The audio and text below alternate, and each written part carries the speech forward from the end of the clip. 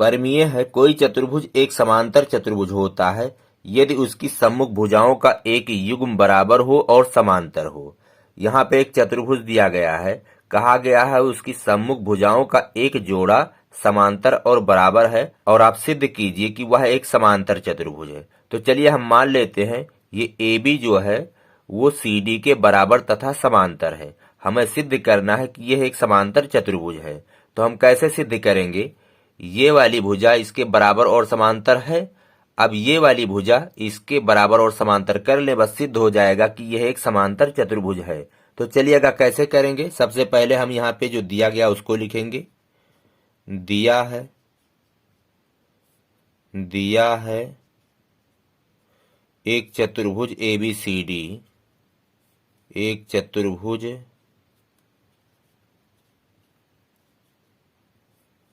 ABCD जिसमें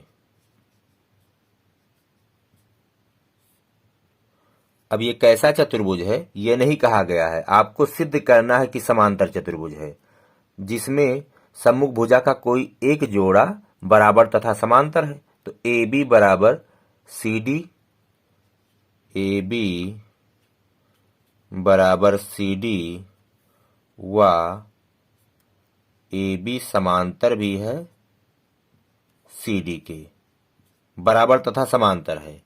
सिद्ध करना है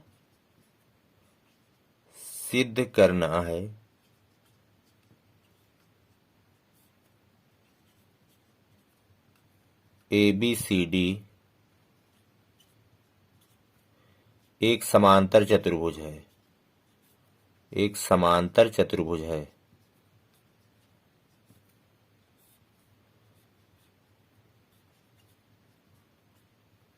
अब इसमें हम रचना करेंगे। रचना A को C से मिलाएंगे जो हमने पहले से मिला लिया था। A को C से मिलाया,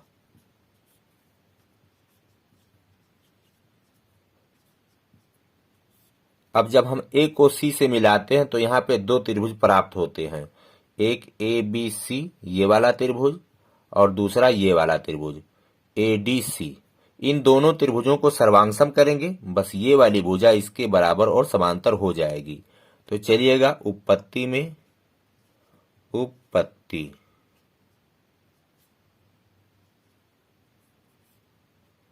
त्रिभुज ABC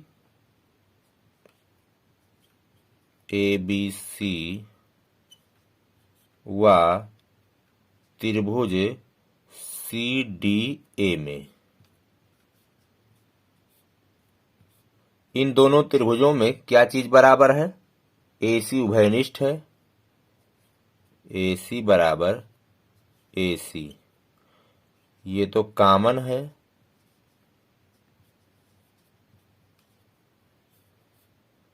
और ये वाली भुजा AB CD के बराबर है, AB बराबर है CD के, ये तो दिया गया है। और ये वाला कोण इस वाले कोण के बराबर है। देखिएगा ये भुजा इसके बराबर तथा समांतर है। जब ये भुजा इसके समांतर है, ये तिर्यक रेखा है, तो ये कोण और ये कोण एकांतर कोण हैं जो बराबर होंगे। इसको 1 मान ले, इसको 2 मान ले, तो कोण 1 बराबर कोण 2 एकांतर कोण। तो इस तरह से ये दोनों त्रिभुज सर्वांगसम हो गए। त्रिभुज ABC सर्वांगसम हो गया त्रिभुज CDA। कैसे सर्वांगसम हुआ है? दो भुजाएं और एक मध्यस्थ कोण दोनों के आपस में बराबर हैं। अब जब ये दोनों त्रिभुज सर्वांगसम हो गए तो इनके संगत भाग को हम बराबर लिख सकते हैं। देखिएगा AD का संगत भाग कौन है? ये BC है। AD बराबर है BC। CP CT से सर्वांग त्रिभुज के संगत भाग बराबर होते हैं।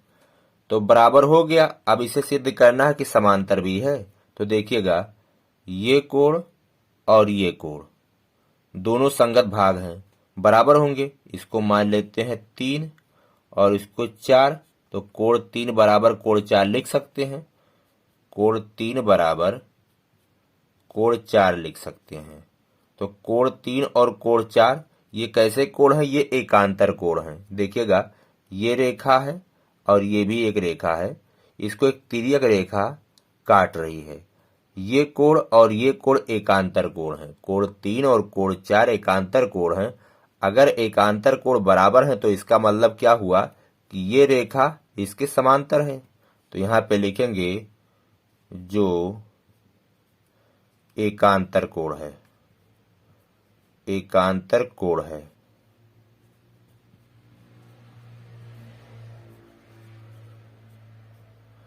ये दोनों कोण बराबर कैसे हुए थे? सीपीसीटी से, सर्वांग त्रिभुज के संगत भाग हैं ये। अब ये दोनों जो कोण हैं वो एकांतर कोण हैं, और अगर एकांतर कोण बराबर हैं तो दोनों रेखाएं समांतर हैं। तो इस तरह से एडी समांतर बीसी, तो एडी समांतर बीसी हो गया।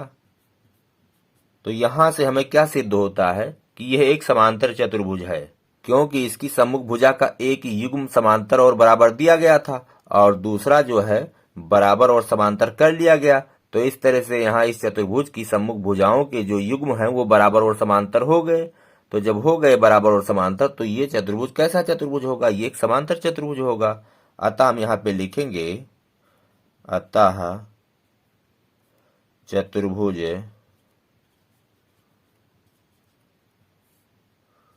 ABCD एक समांतर चतुर्भुज है, एक समांतर चतुर्भुज है।